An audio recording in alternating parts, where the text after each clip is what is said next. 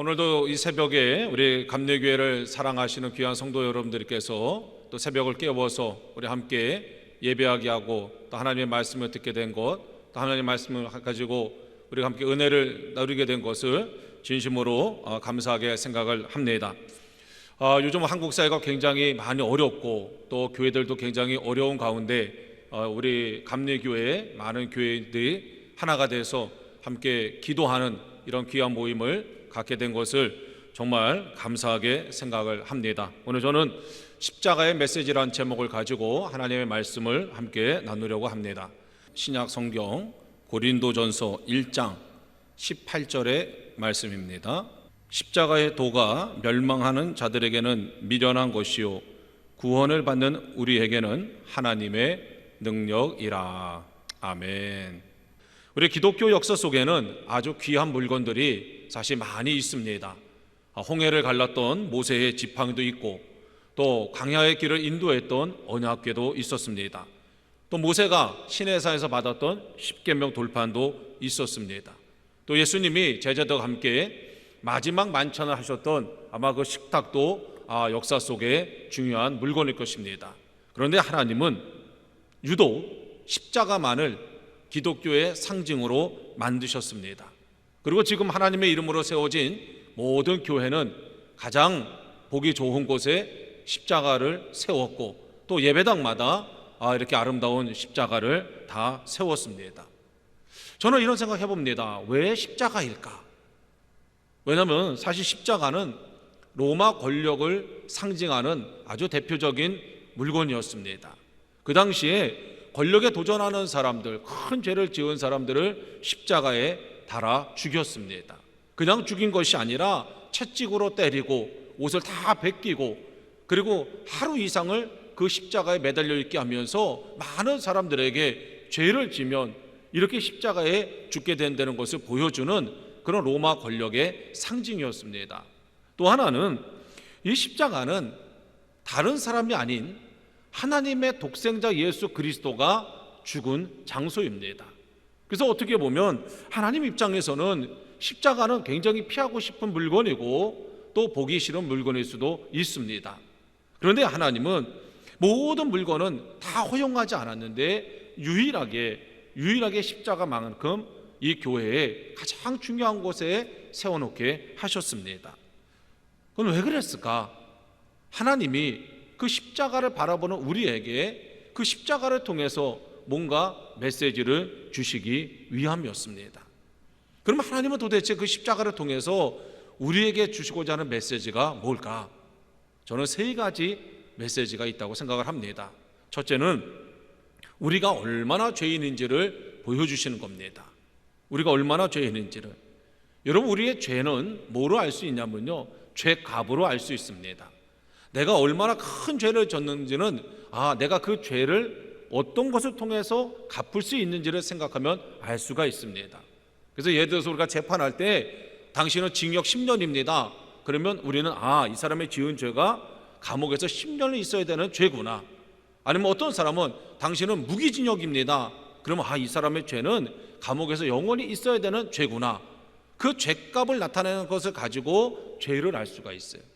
그런데 하나님은 우리의 죄를 어떻게 나타나셨냐면 예수님께서 십자가에서 죽으셔야만 그 대가를 치를 수 있을 만큼 큰 죄를 진 게 우리라는 겁니다. 그 십자가를 통해서 하나님은 우리들에게 보여주신 거예요. 아까도 제가 말씀드렸지만 십자가에 단순하게 달려서 그냥 돌아가신 게 아닙니다. 그 십자가에서 예수님은 달리시기 전에 조롱을 당하셨고요, 또 채찍으로 많이 맞으셨고요, 옷을 다 벗기셨고요, 또 가시 면류관을 머리에 쓰셨습니다. 그리고 십자가에 매달려서 숨을 쉬실 때마다 그 손과 발의 그 못 때문에 참을 수 없는 고통을 당하셨습니다. 그리고 그 십자가에서 예수님은 죽으셨어요. 그 예수님이 십자가에서 그렇게 아주 비참하게 고난을 당하면서 죽으실 만큼 우리가 그 죄를 졌다는 겁니다. 그래서 하나님은 우리가 십자가를 바라볼 때 그 십자가를 통해서 우리에게 주신 첫 번째 말씀은 너는 이렇게 내 아들이 십자가에서 죽어야 될 만큼 큰 죄인이라는 것을 우리에게 알려주십니다. 두 번째, 하나님은 우리에게 또 이런 메시지를 주십니다. 그건 뭐냐면 너는 아주 특별한 사람으로 내가 너를 굉장히 사랑한다는 그런 메시지를 십자가에서 우리에게 주고 있습니다. 왜냐하면 하나님이 그 죄값으로 십자가에 내어주신 사람이 누구냐면 바로 독생자 예수 그리스도입니다. 하나님이 그 아들을 우리를 위해서 내어주셨어요. 자, 우리도 살다가 보면은 어떤 물건을 갖다가 누구에게 줄 때 네 물건보다도 내가 누구에게 주느냐를 더 많이 생각합니다. 그래서 내가 굉장히 소중하게 여기는 사람에게는 내가 가지고 있는 것 중에서 가장 좋은 것을 주고 싶어 하고 또 주고 나서도 아깝다고 이야기하지 않습니다. 아마 사람들은 궁금했을 거예요. 왜 예수님이 십자가에 죽으셨을까? 그분은 죄를 지은 게 없는데, 또 그분은 엄청난 능력을 가지고 계시는데, 그 사람들이 다 봤거든요. 예수님의 능력을. 예수님이 무리를 걸으신 능력도 봤고, 또 5천 명을 먹이신 능력도 봤고, 또 38년 된 병자를 일으키신 능력도 봤고, 그런 수많은 능력을 행하신 예수님이 왜 십자가에 죽으셨을까? 그 십자가를 얼마든지 이기고 내려올 수 있었을 텐데 왜 그 십자가에서 죽으셨을까? 그것은 딱 한 가지 이유죠. 뭐냐면 하나님이 우리를 사랑하시기 때문에, 그렇게 하나님의 능력을 가진 예수님도, 하나밖에 없는 독생자도 우리를 위해서 내어주신 겁니다. 그걸 통해서 하나님 우리에게 던져주시는 십자가의 두 번째 메시지는 내가 너를 이만큼 사랑한다는 거예요. 내가 너를 이만큼 사랑하기 때문에 아무런 죄가 없고 큰 능력을 가지고 있는 나의 아들도 내가 너를 위해서 십자가에 내어주셨다는 얘기예요. 그래서 우리가 십자가를 통해서 나는 정말 씻을 수 없는 그런 십자가에 달려 죽을 수밖에 없는 그러한 죄인이지만, 그러나 또 한편으로는 예수님이 나를 위해서 희생시킨 만큼 하나님은 나를 굉장히 사랑하는 분이구나 하는 것을 우리가 알게 됩니다. 세 번째로 십자가를 통해서 하나님께서 우리에게 주시는 메시지는 내가 너를 최후의 승리자로 만들겠다는 겁니다. 십자가는 그 당시에 실패의 상징입니다. 절망의 상징입니다. 그래서 사람들도 예수님을 굉장히 많이 쫓아다녔지만 예수님이 십자가에서 딱 달리실 때 거기도 모든 사람들이 다 예수님을 버리고 각자 자기의 길로 갔습니다. 왜요? 더 이상 기대할 게 없었기 때문입니다. 그런데 하나님은 모든 사람이 떠나갔지만 실패한 줄 알았던 예수님, 절망으로 끝난 줄, 죽음으로 끝날 것 같았던 그 예수님을 우리가 다 알다시피 부활시키셨습니다. 그리고 세상 사람들이 볼 때는 실패한 사람 같았지만 하나님은 그 예수님을 최후의 승리자로 만들어 주셨습니다. 그 예수님을 모델로 삼으신 겁니다. 그러면서 우리에게 던져주는 십자가의 메시지는 뭡니까? 내가 너도 최후의 승리자로 만들어 주겠다는 겁니다. 그래서 우리는 십자가를 통해서 너는 엄청난 죄인이지만 내가 하나밖에 없는 아들을 희생시킨 만큼 내가 사랑하는 특별한 사람으로 내가 너를 포기하지 않고 너를 최후의 승리자로 만들어 주겠다. 이것이 바로 십자가에서 하나님께서 우리에게 주시는 메시지입니다. 그래서 하나님은 온 세상의 교회마다 십자가를 세우게 하시고 또 우리가 하나님의 이름으로 모여서 예배드리는 곳마다 십자가를 세우게 하셔서 그 십자가를 통해서 모든 성도들에게 이 메시지를 주신 겁니다. 자, 우리 한번 생각해 볼 필요가 있습니다. 왜 날까? 왜 우리일까? 내가 도대체 뭘 했길래? 내가 하나님을 위해서 내가 뭐 했길래? 내가 예수님을 위해서 내가 뭐 했길래 왜 하나님이 나를 이렇게 사랑하시고 나를 이렇게 특별하게 여기시고 왜 나를 최후의 승리자로 만들어 주실까? 또 한번 생각해 볼 수 있습니다. 그럼 내가 지금 뭐 하고 있길래, 내가 지금 무슨 일을 하고 있길래 하나님께서 나를 이런 특별한 사람으로 생각하시는가? 아니면 내 마음속에 한번 생각해 봅니다. 내가 앞으로 뭘 하려고 생각하고 있길래, 내가 하나님을 위해서, 예수님을 위해서 어떠한 계획을 가지고 있길래 하나님은 나의 죄를 이렇게 사해 주시고 독생자 예수 그리스도를 희생시킨 만큼 나를 특별한 사람으로 여겨주시고 그리고 나를 최후의 승리자로 만들어 주실까? 아무리 생각해봐도 결론은 알 수가 없습니다. 왜냐하면 내가 한 행동을 보면 그저 십자가 앞에 부끄럽기 짝이 없습니다. 또 내가 지금 하고 있는 일도 하나님 앞에 사실 떳떳하지 못한 일들이 너무나 많이 있습니다. 내가 세운 계획은 하나님을 위한 계획보다는 나 자신을 위한 계획으로 가득 차 있음을 우리는 부인하기가 어렵습니다.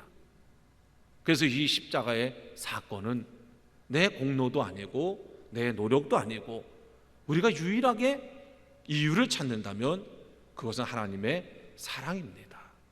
그래서 이 십자가 사건을 우리는 큰 은혜라고 이야기하고 감당할 수 없는 은혜라고 이야기를 하는 것입니다. 우리가 이 십자가의 은혜를 깨달으면 어떻게 되는가? 우리의 삶은 완전히 바뀝니다. 우리의 삶은 세 가지 우리 내적인 변화가 일어나게 됩니다. 그 첫째는요, 겸손하게 됩니다. 겸손하게. 성경에 보면은 이 십자가의 은혜를 깨달은 사람들은 다 겸손해졌어요. 특별히 사도 바울은 고린도전서 15장 9절 10절에서 이렇게 말씀하고 있습니다. 나는 사도 중에 가장 작은 자라. 나는 하나님의 교회를 박해하였으므로 사도라 칭함을 감당하기 못할 자니라. 그러나 내가 나된 것은 하나님의 은혜로 된 것이니 내게 주신 그의 은혜가 헛되지 아니하여 내가 모든 사도보다 더 많이 수고하였으나 내가 한 것이 아니요 오직 나와 함께 하신 하나님의 은혜로다. 이 사도 바울의 고백은 그 십자가의 메시지를 그대로 담고 있습니다. 그 십자가의 은혜를 깨달았을 때 나는 하나님께서 굉장히 많은 일을 했지만 그 일을 하게 된 것은 내 의지도 아니고 내 기대도 아니고 내 희망도 아니라 그것이 나로 하여금 그 일을 하게 한 것 그조차도 하나님의 은혜이기 때문에 나는 하나님 앞에서 겸손해질 수밖에 없다는 거죠. 그래서 갈라디아서 6장 14절에 사도 바울은 이렇게 얘기합니다. 내게는 우리 주 예수 그리스도의 십자가 외에 결코 자랑할 것이 없으니 그리스도로 말미암아 세상이 나를 대하여 십자가에 못 박히고 내가 또한 세상에 대하여 그러하니라. 사도 바울 여러분들 아시죠? 얼마나 많은 일을 한 사람입니까? 성경 신약 성경의 거의 반이 사도 바울의 이야기입니다. 많은 교회를 세웠습니다. 그런데도 사도 바울은 어떻게 이렇게 겸손할 수 있었을까요? 십자가를 알았기 때문에 그렇습니다. 십자가의 메시지를 정확하게 알았고 그것이 은혜임을 깨달았기 때문에 사도 바울은 오히려 자기 일이 더 잘되면 잘될수록 더 낮아지는 모습을 보여준 거죠. 두 번째, 우리가 십자가의 은혜를 제대로 깨달으면요, 우리 안에 감사함이 넘치게 됩니다. 내가 뭘 하고 내가 도대체 뭐 했다고, 내가 지금 뭐 하고 있다고, 내가 도대체 앞으로 무슨 계획을 가지고 있다고, 하나님이 나를 위해서 독생자 예수 그리스도를 저렇게 비참하게 희생시켰을까? 왜 하나님께서 많은 다른 사람들, 나보다 더 똑똑하고 나보다 더 성실하고 나보다 더 진실한 사람들 놔두고 왜 하나님께서 나를 선택하셨을까? 우리 십자가 앞에서 십자가의 복음을 제대로 깨닫는다면 우리에게는 감사밖에 남을 일이 없습니다. 그러면서 그거로 끝나는 것이 아닙니다. 겸손함으로 우리가 소극적이 되는 것이 아니고 감사함으로 마음에 머물러 있는 것만이 아니라 우리가 십자가의 은혜를 제대로 깨달으면요, 담대해집니다. 그래서 사도 바울은요, 빌립보서 4장 11절 13절에 이렇게 말씀하고 있어요. 내가 궁핍함으로 말하는 것이 아니라 어떠한 형편이든지 나는 자족하기를 배웠노니 나는 비천에 처할 줄도 알고 풍부에 처할 줄도 알아 모든 일 곧 배부름과 배고픔과 풍부와 궁핍에도 처할 줄을 아는 일체의 비결을 배웠노라. 그러면서 내게 능력 주시는 자 안에서 내가 모든 것을 할 수 있느니라 그랬어요. 사도 바울의 삶은 순탄하지 않았습니다. 그러나 그는 어떤 환경에서도 좌절하지 않았습니다. 낙심하지 않았습니다. 환경을 핑계대지 않았습니다. 배고플 때도 배부를 때도 궁핍에 처할 때도 풍부할 때도 그가 흔들리지 않고 담대할 수 있었던 이유가 뭘까요? 바로 최후의 승리자가 자기임을 알고 있었기 때문이죠. 내가 가는 것이 아니라 하나님이 나와 함께 가시고 하나님 나를 도와주시기 때문에 내가 지금 오늘은 비록 이렇게 힘들고 어려울지 몰라도 나는 기필코 마지막 승리자는 자기가 된다는 것을 사도 바울은 확신하고 있었던 거죠. 뭘 보고 그렇게 됐습니까? 바로 십자가입니다. 십자가의 메시지를 사도 바울은 항상 마음속에 새기면서 살았기 때문에 그는 빌립보서로 쓸 때 어디 있었어요? 감옥에 있었어요. 감옥이라는 게 어떤 데입니까? 언제 나갈지 모르는 곳이 감옥입니다. 언제 죽을지 모르는 곳이 감옥입니다. 지금처럼 재판을 하고 몇 년을 있는 게 아니라 어떻게 죽을지 언제 나갈지 아무것도 보장되지 않은 그런 감옥 속에서도 사도 바울은 내게 능력 주시는 자 안에서 내가 모든 것을 할 수 있다는 말씀이 얼마나 놀라운 말씀이에요. 어떤 환경도 사도 바울을 가둘 수가 없었습니다. 왜요? 몸은 감옥 안에 있었지만 사도 바울은 감옥 밖을 뛰어넘어서 십자가를 바라보고 십자가의 메시지를 항상 그의 마음속에 가지고 있었기 때문입니다. 그래서 사도 바울은 갈라디아서 5장 24절에 뭐라고 말씀하시냐면 그리스도 예수의 사람들은 육체와 함께 그 정욕과 탐심을 십자가에 못 박았느니라 그랬습니다. 자신의 욕심과 모든 것들을 다 십자가에 못 박는 그런 담대함이 우리가 십자가의 복음을 제대로 이해하고 십자가의 은혜를 우리가 누릴 때 나타나는 그런 놀라운 결과입니다.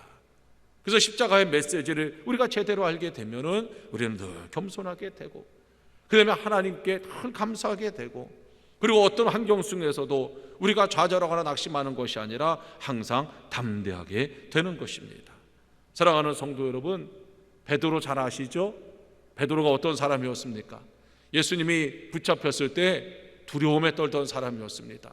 작은 어린 소녀가 당신도 저 사람과 같죠? 그랬을 때 막 두려워하면서 나중에는 예수님을 갖다가 비난하면서 도망갔던 사람이 베드로입니다.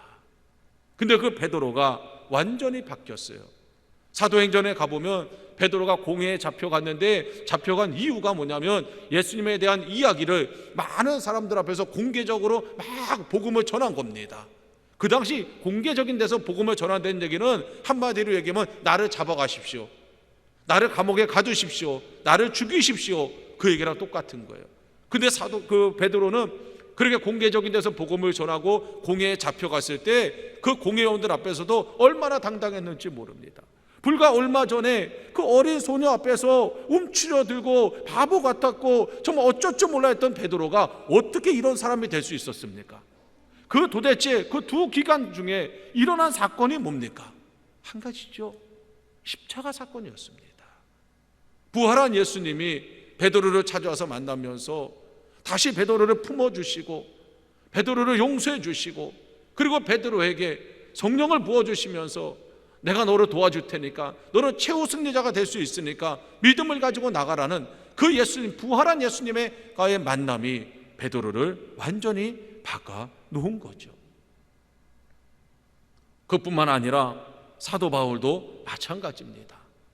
아까도 조금 전에 제가 말씀드렸지만 고린도후서 11장에 보면 사도 바울이 고생한 얘기가 나옵니다.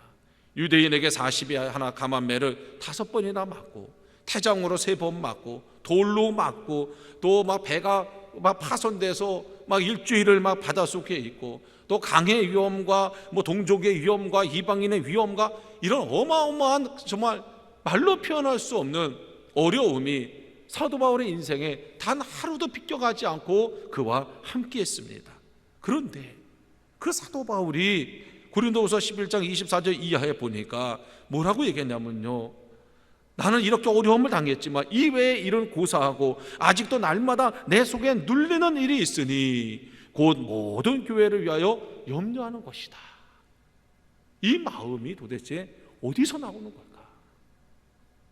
우리는 작은 어려움만 당해도 헐벌벌벌 떨고 그 어려움이 물러나기를 바라고 그걸로서 기도하는데 사도 바울은 우리가 감당할 수 없는 어려움들을 만났지만 그 어려움들보다도 그의 마음의 관심은 뭐였냐면 내가 교회를 어떻게 세울까?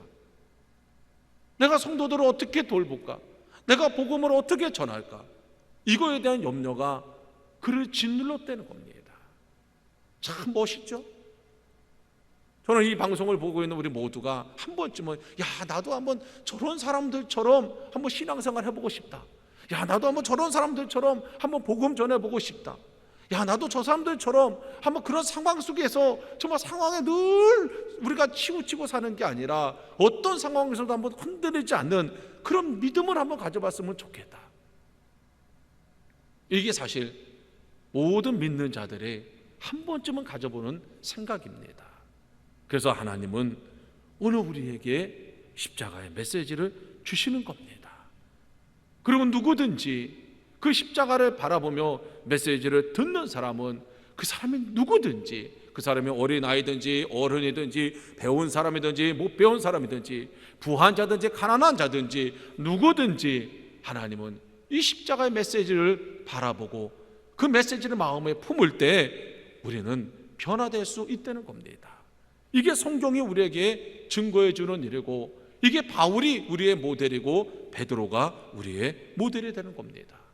사랑하는 성도 여러분들, 참 한국이, 어떤 사람은 그렇게 얘기해요. 한국만큼 교회가 많은 데가 없고 한국은 그냥 밤만 되면 막 빨간 십자가로 여기저기 도배를 했다 그래요. 저는 이게 얼마나 감사한지 몰라요. 우리가 어디를 봐도, 고개만 돌려도, 자동차를 타고 가도 우리가 항상 수많은 십자가를 보게 됩니다. 지금까지는 어떤 경우에는 그 십자가를 부끄럽게 생각했을지도 모르겠습니다.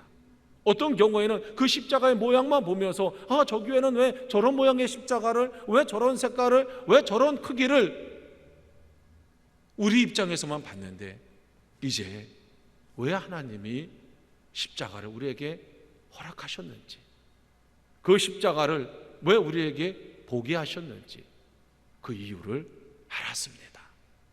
이제 사랑하는 성도 여러분들, 우리가 주님의 십자가를 볼 때마다 맞아, 내가 어마어마한 죄인이지. 그러나 그럼에도 불구하고 하나님은 그 아들을 희생시킨 만큼 나를 특별한 사람으로 여겨주셨어. 그리고 예수님을 죽음에서 부활시켰듯이 내 인생도 지금의 이런 초라한 인생, 이런 인생이 아니라 정말 멋있는 인생으로 하나님께서 만드실 거야.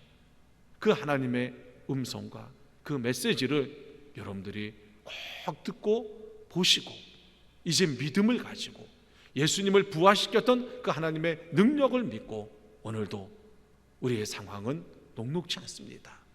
그러나 우리가 상황은 바꿀 수가 없지만 어떠한 상황이든지 우리가 할 수 있는 일들은 참 많이 있습니다.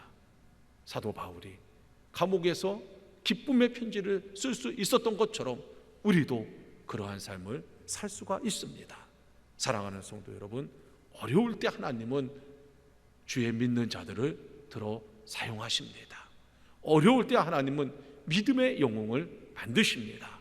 저는 원하기는 이 방송을 듣는 우리 사랑하는 모든 성도들이 다시 한번 십자가를 바라보고 믿음을 갖고 하나님의 멋진 계획에 순종하셔서 여러분들이 이 어려울 때 믿음의 영웅으로 우뚝우뚝 세워지게 되기를 주님의 이름으로 축원합니다. 기도하겠습니다. 하나님, 정말 고맙습니다. 낙심하고 좌절해 있었는데, 내가 뭘 해야 될지 몰랐는데, 내 인생은 아무것도 아닌 줄 알았는데 하나님이 나를 얼마나 사랑하셨는지를 알았습니다. 하나밖에 없는 독생자를 이 땅에 보내주시고 아무 죄도 없는 그 예수님을 십자가에 처참하게 죽게 하면서까지 나를 구원해 주시고 나를 새롭게 하시고, 또 하나님, 예수님을 부활시킴으로 우리의 인생도 멋지게 부활될 수 있다는 것을 알게 하신 하나님, 감사를 드립니다. 도대체 내가 누구기에 하나님 이런 은혜를 베풀어 주십니까? 하나님, 이제 하나님 귀한 믿음 마음에 담습니다. 십자가의 메시지 마음에 담습니다. 그리고 하나님, 날마다 멋진 인생으로 만드시는 우리 하나님 따라 살겠습니다. 끝까지 도우시고 함께 하셔서 하나님의 큰 일꾼, 힘든 일에 귀하게 쓰임받는 도구가 되게 하여 주시옵소서. 모든 것 주님께 맡기며 예수님의 이름으로 기도하여 싸움나이다. 아멘.